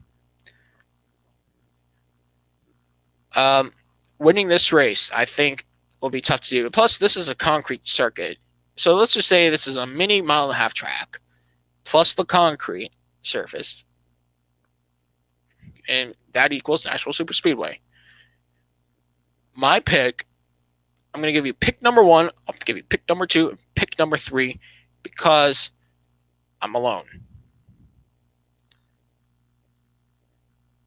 Pick number 1. This driver has won in the lower series. It was his first ever win in the Xfinity series, and it happened in 2008 at this track. Brad Keselowski, pick number 1. Pick number 2. This driver needs something good for not just himself, but for the team. He could really, really bank off a win right now. Kevin Harvick and pick number 3. This driver might be a long shot. But if there's anybody that could really use the practice and qualifying to have a better starting position than he's been placed on this metric qualifying system thing that has been used in COVID times, then he's going to do better if he doesn't have that system in his way of a good starting position. Matt DiBenedetto. How cool would that be? Matt DiBenedetto will get his first win. I don't know. I mean, I'm skeptical and I'm being a little biased because I want to see Matty D get a win. He would be the 100th. His win would be the 100th for the Wood Brothers Racing team, the oldest team in NASCAR that's still active to this day. I don't know. The I don't knows are going to really take over this weekend, and that's why we got practice and qualifying again. So you guys will be very entertained for sure. It's going to be an entertaining race, the Alley 400 at Nashville Superspeedway. All right, it's time to talk about some Xfinity Series. Whoops, there we go. NASCAR Xfinity Series racing at Nashville Superspeedway this upcoming weekend for round 15 of 33. Now, the Xfinity Truck Series races actually have some history to them, so let me read that off. It's been 10 years since the last Xfinity Series race in Nashville, and that was won by Carl Edwards. 2001, Greg Biffle picked up the first win at Nashville Superspeedway in the series. Both drivers were driving Fords for Roush Fenway Racing. Carl Edwards is the winningest driver at Nashville Superspeedway. He picked up 5 Gibson guitars, which are the trophies at the track. So he won there 5 times. Brad Keselowski won twice, including his very first win. Kevin Harvick won there twice, as did Scott Riggs. For team wins in the summer race, Roush Fenway Racing, 3 wins. Richard Childress Racing, 2 wins. As for the summer race in Nashville, Chevrolet and Ford have the most wins around manufacturer at 4, and then the rest have 1. Dodge, Pontiac, and Toyota. Of course, Dodge and Pontiac not in the sport anymore. The Xfinity Series at Nashville Superspeedway will be very interesting. Here's a fun fact. Justin Allgaier and Michael Annett, 2 active Xfinity Series regulars, were active in the year of the last Nashville Superspeedway races in 2011. So where does that take me? Well, it's going to make a good point. Could Justin Allgaier take advantage of that, or has 10 years gone by and is that going to pretty much put him back to square one with everybody else? It's a good question to ask. We'll have to see. And, I do have the entry list right here. So I think I know where I'm going to go with this. And I might be biased here, but because Justin and Danny are not around, I'm going to have to make picks myself. So Kyle Busch. Kyle Busch would be my number 1 pick.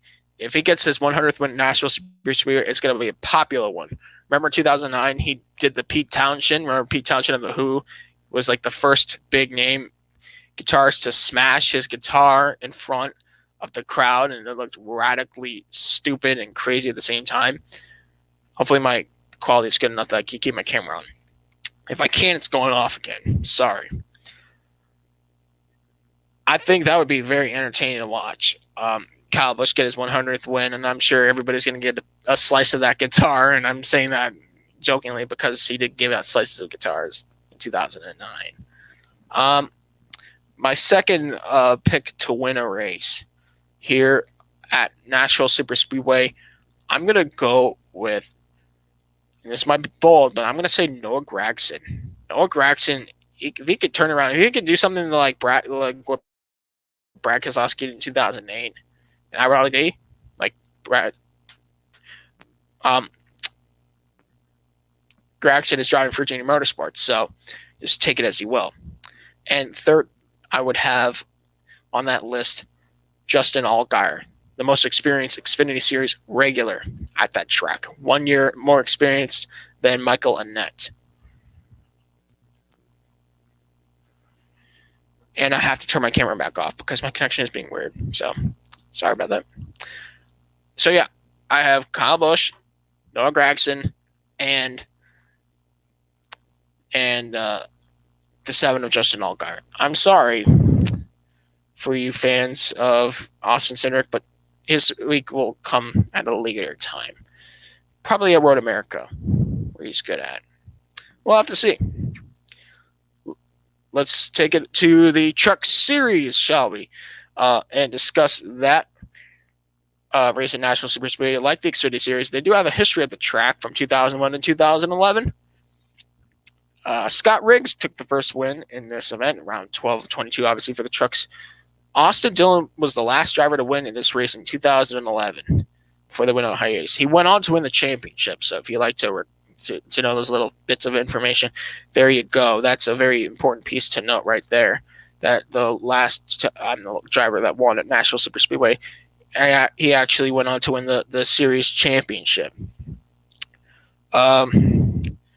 Most wins, it's just between Kyle Busch and Johnny Benson Jr., 2 wins each.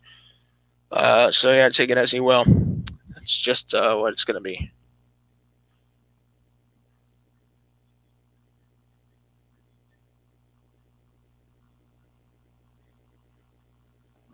And as for team wins in the summer race, just 2 times for Rashford Racing and 2 times for Bill Davis Racing.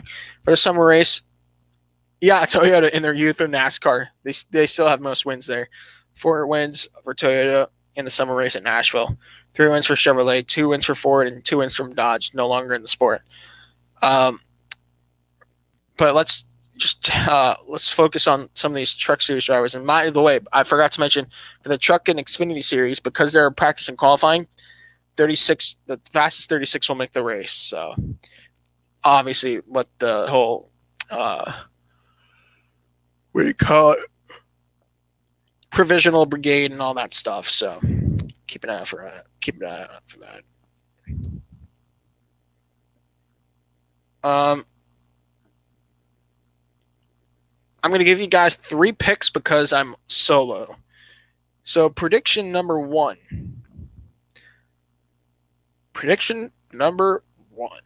for this race. Chandler Smith will get his first career win in the NASCAR Camping World Truck Series. It'll be a long time coming, and it's going to be a popular one for sure. Chandler Smith to the win. And plus, they'll lock him into the playoffs. So that's going to be even more important to him. Second on that list, I have Hunter Nemechek. What more can I say about him? He's just stellar this year. And third on that list, Johnny Sauter. I said it earlier in the podcast, but Johnny Sauter is experienced. In fact, he was an active driver in the Truck Series when they last ran here, and he still is today. In fact, so is Matt Crafton. When you come to think of it, I was going to say Timothy Peters, but he's no longer in the series as we speak. Well, what's next? Formula One is next. Time to talk some F1. The French Grand Prix is back for the first time since 2019. We're racing in the Circuit Paul Ricard in Le Castellet, France. For round 7 of 22 in the World Championship. Last time they raced here was 2019. Lewis Hamilton got the win. The first race that was held here was in 1950 in the inaugural World Championship, won by Juan Manuel Fangio. Now, it was the most wins in the French Grand Prix. We've seen different kinds of tracks that have held them in the site of the French Grand Prix, like Magny-Cours, Rouen, even in his pre-World Championship days, Le Mans. Let me talk about some of the other tracks that were side of the event. Dijon, remember that track? How about Charade?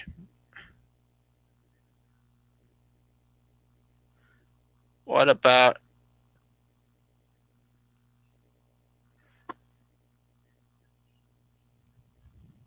Magny-Cours? Let's talk about Magny-Cours.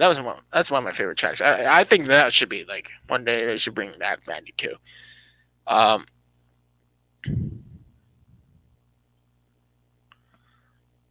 And one race I always like to look back on in this race in this event of the Grand Prix, Heinz Harald Frentzen, driving a Jordan to his win in 1999.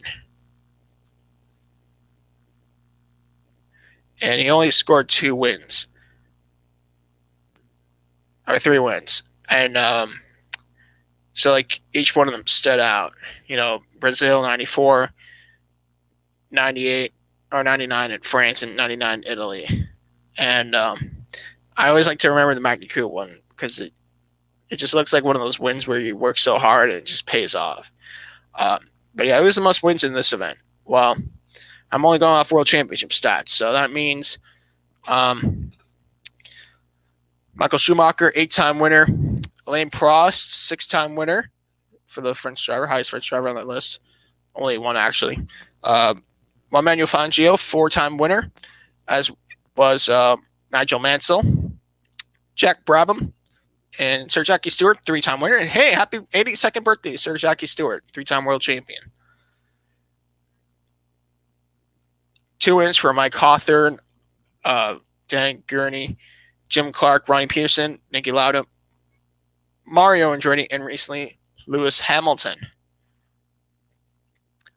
As for constructors is concerned, this has been the French Grand Prix has usually been home to Ferrari. 17 times they have won the French Grand Prix as a constructor.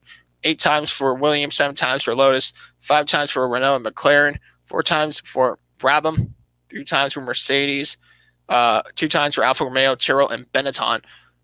Looking back at it all now, it really looks like there'll be a lot of interesting perspectives, I'd say, in the French Grand Prix. But the most important part of this whole thing is the World Championship. The fact that it's now down between 4 points, Verstappen over Hamilton, and Verstappen might be on the odd side of the stick here, the wrong side of the stick, because Lewis Hamilton won twice of the 2 races that have been held at Circuit Paul Ricard in modern times. That tells me that the advantage should be in the benefit of Lewis Hamilton. Remember that race at Paul Ricard was the first race held there since 1990. And honestly, I think, while the track has been so tilted, I think, we're just going to have to see what the whole situation is going to look like in Castella. But I think I'm going to go with my pick. I'm just going to give you guys one pick because it's Formula One. It's hard to make 2 picks, but I'm just going to go with Lewis Hamilton on this one. I believe he's going to get the pole, the fastest lap, and the win. He'll pretty much get the hat trick, the grand slam, as they call it in racing. Verstappen will start to trail in the points again. Unfortunately, his retirement at Azerbaijan is going to cost him. Even though I've also costed Hamilton too, but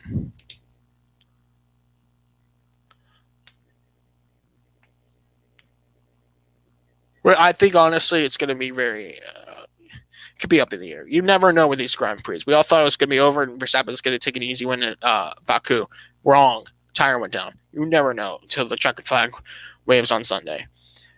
As for the World Constructors' Championship, Red Bull Racing Honda does have a better leverage over not McLaren, Mercedes. See, I caught myself. I was safe at the plate. 174 points for Red Bull, 148 points for Mercedes. That's what you guys need to know going into this French Grand Prix. So, yep, there it is. That's what you guys should expect.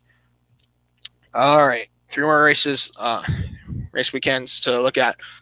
Let's discuss IndyCar, shall we?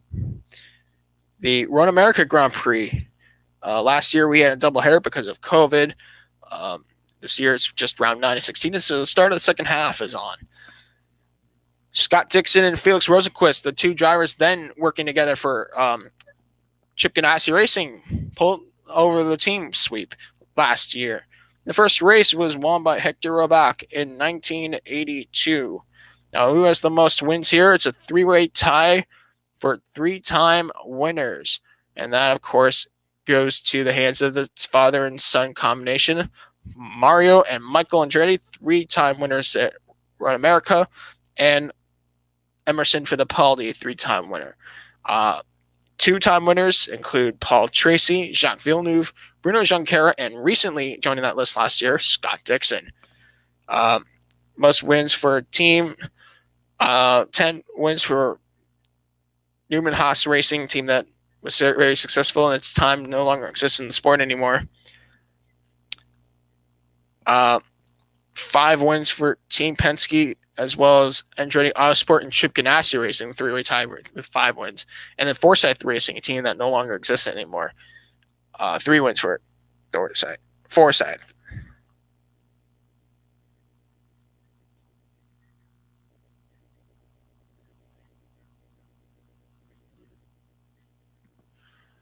All right, I'm going to give you 3 predictions because I'm by myself. Prediction number 1.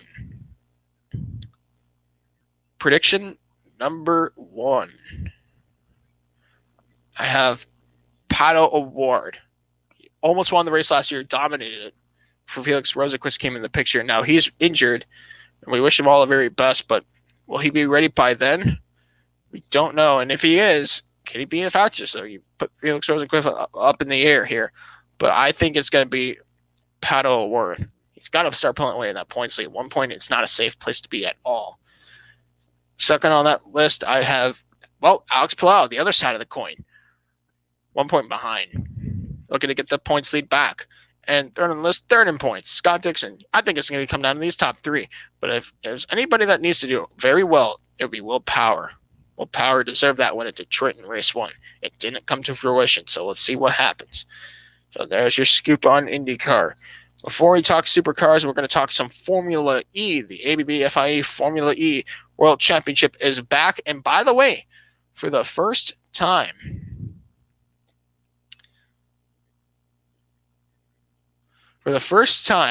since the FIA World Endurance Championship raced at Circuit of the Americas in March of 2020, an FIA World Championship event will be racing in the Americas for the first time since COVID began. That's going to be great.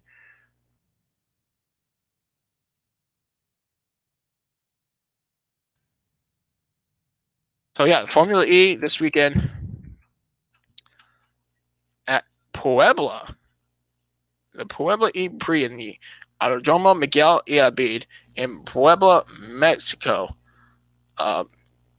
First ever running of the race will be rounds 8 and 9 of what is currently a 15-round schedule. There's still some races that are being placed around and stuff, but I can't wait to see what happens over there this weekend.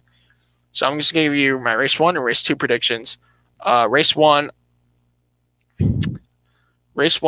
and just by looking at the championship, I have Nick DeVries. He seems to be good in these doubleheader weekends. Race 2,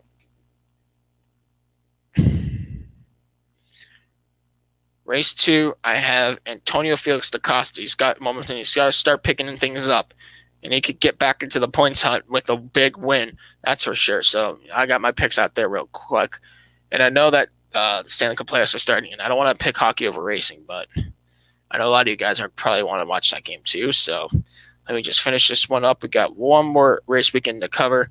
And that's the Repco Supercars Championship. They are back once again. Of course, the Winton round was canceled. Or not canceled, it was postponed. So here we are. This is week 5 of 11, rounds 12, 13, 14 of 28. It's the Darwin Triple Crown. And I have to change the name because there we go. I knew I made some mistake there. Okay, now it's good.